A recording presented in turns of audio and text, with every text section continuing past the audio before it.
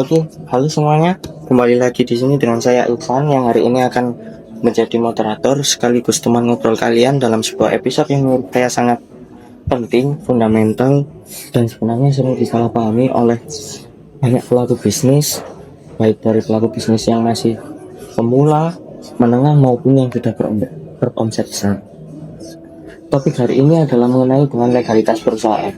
Banyak sekali perusahaan yang sudah puluhan tahun, bertahun-tahun berdiri, namun bangkrut bukan karena tidak ada pasar, tetapi karena legalitasnya ini tidak paham mereka mengenai misalnya dari izin operasionalnya maupun pengurusan pajak. Oke, langsung saja. Yang pertama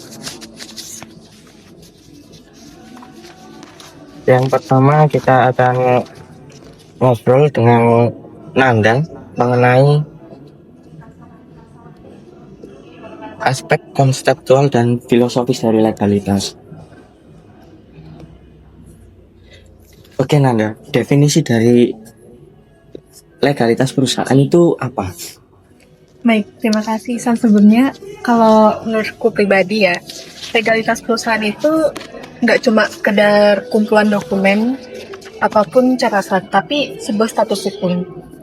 Jadi legalitas perusahaan itu sebenarnya harus diakui oleh negara juga, yang isinya tuh hak kewajiban, bertindak sebagai subjek hukum yang sah, sama memanfaatkan perlindungan hukum ketika beraktivitas. Seperti yang kita tahu, kalau subjek hukum itu ada dua. Yang pertama ada manusia atau natural person, dan juga ada badan hukum atau private person. Nah, karena kita di sini bahas tentang perusahaan, yang pastinya kita berbicara tentang badan hukum.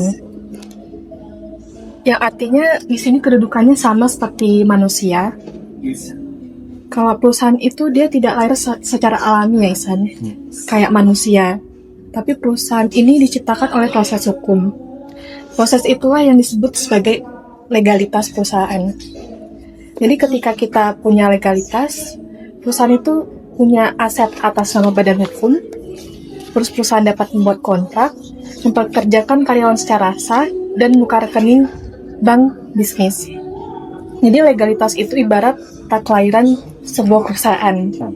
Kalau seperti yang kita tahu, kalau akta itu dibuat oleh notaris. Jadi saya akan menggambarkan lebih dalam ya. Kalau orang buka usaha tanpa legalitas yang secara sah, itu kan dia nggak punya eksistensi secara formal ya. Betul. Sedangkan dia itu secara faktual, tapi nggak ada secara hukum. Nah, itu perbedaan dasarnya dalam dunia bisnis. Nah, kalau legalitas itu bertingkat. Ada legalitas dasar, operasional, sama pajak. Sama legalitas beresiko tinggi. Semuanya itu membentuk payung hukum yang memungkinkan perusahaan menjalankan kegiatan secara aman, berstruktur, dan terlindungi. Karena udah diakui dalam hukum nih, Isan. Sebagai contoh, PT itu butuh akta, surat keterangan Kemenkumham, NIB, izin operasional, dan izin komersial nih. Nah, dalam konteks modern, legalitas itu kompleks di negara karena setiap negara itu dan perusahaan pasti membutuhkan yang namanya standar tertentu dan mereka ingin diakui perusahaannya secara hukum, terutama segi keamanan, kesehatan, risiko lingkungan, finansial, sama transparansi. Tanpa legalitas, perusahaan itu sulit berkembang, San. Karena dia nggak bisa ikut tender pemerintahan, nggak bisa masuk ke pasar besar, nggak dapat pendanaan, sama nggak bisa buat kerjasama besar. Seperti itu, San, gambarannya. Berarti dari legalitas sendiri ini berdampak besar ya bagi suatu perusahaan. Betul sekali. Oke, selanjutnya kita akan lanjut ke Erlina. Apa sih fungsi dari legalitas perusahaan sendiri itu? Terima kasih San. Kalau kita bicara fungsi, aku selalu menjelaskan legalitas itu seperti payung ketika musim hujan San. Kamu mungkin merasa langit cerah, cuaca bagus, dan tidak butuh payung. Namun ketika badai datang, kamu akan sadar bahwa payung kecil itu bisa menyelamatkan hidupmu. Jadi di sini aku akan menjelaskan tentang 4 fungsi legalitas teman-teman. Yang pertama itu ada legalitas memberikan perlindungan hukum. Jika perusahaan punya legalitas lengkap, perusahaan bisa yang pertama menuntut secara hukum, dituntut secara hukum, mempertahankan asetnya, dan melindungi manajemen dan tanggung jawab sendiri. Nah, contohnya itu teman-teman, seperti sebuah restoran tanpa izin ditutup paksa, pemiliknya tidak bisa berargumen apapun. Namun beda lagi, kalau restoran ini legal, prosedurnya berbeda, pemerintah harus melakukan teguran administrasi dulu. Terus yang kedua ini ada legalitas meningkatkan kredibilitas bisnis. Jadi banyak perusahaan gagal bukan karena produknya buruk, namun karena tidak dipercaya legalitas memberikan kepercayaan. Seperti investor percaya, bank percaya, klien bisa percaya, dan partner bisnis percaya. Coba teman-teman bayangkan kalau kamu ingin kerjasama dengan perusahaan yang punya NPWP, tidak punya NIB, tidak punya rekening perusahaan, rasanya seperti bodong. Nah, ini nomor 3. Legalitas adalah syarat untuk bertumbuh. Jadi perusahaan yang legalitasnya lengkap bisa ikut tender, mengurus izin impor, memperluas cabang, membuka franchise, mengikuti standar nasional atau internasional. Yang terakhir, ini adalah legalitas adalah bentuk kepatuhan terhadap negara. Jadi saya mengatakan perusahaan yang legal itu bukan hanya perusahaan yang taat hukum, namun perusahaan yang siap menjadi pemain besar. Karena dunia bisnis modern memang menuntut kepatuhan. Jadi teman-teman, tanpa legalitas mungkin bisa bertahan setahun, 2 tahun, atau 3 tahun. Namun tidak mungkin bisa besar seperti perusahaan. Oke, berarti terkait dari fungsi dari legalitas perusahaan sendiri itu berfungsi seperti payung ketika terjadi hujan.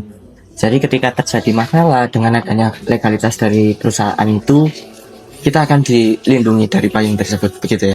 Agus, resiko perusahaan tanpa legalitas ini mencakup apa saja? Resiko perusahaan tanpa legalitas itu bukan 1, bukan 2, tapi banyak sekali dan semuanya serius. Risiko administratif, perusahaan dapat ditutup paksa, disegel, kena denda, kena peringatan bertingkat.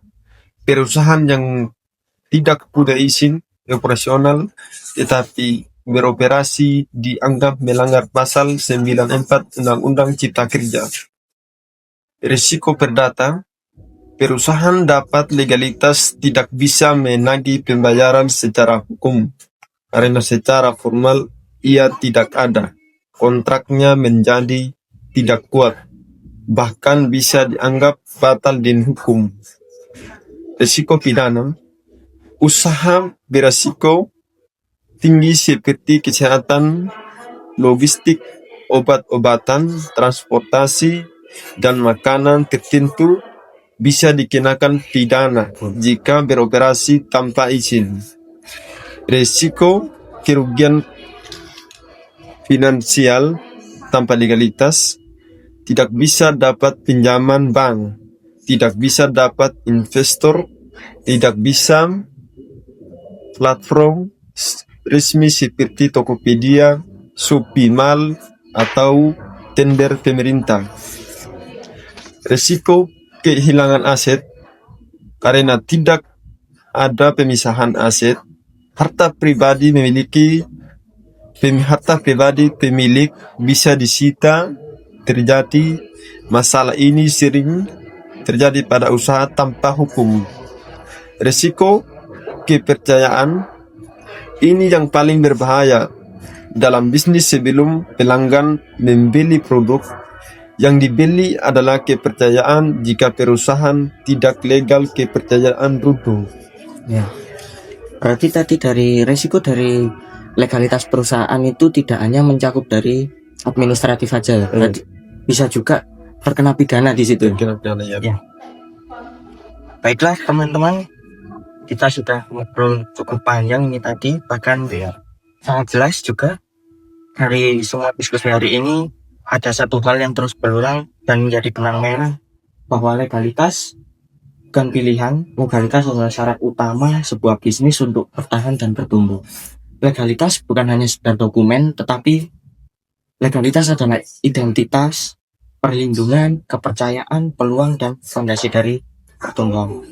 Perusahaan yang memiliki legalitas bukan hanya dihormati oleh negara, tetapi juga dihargai oleh pasar.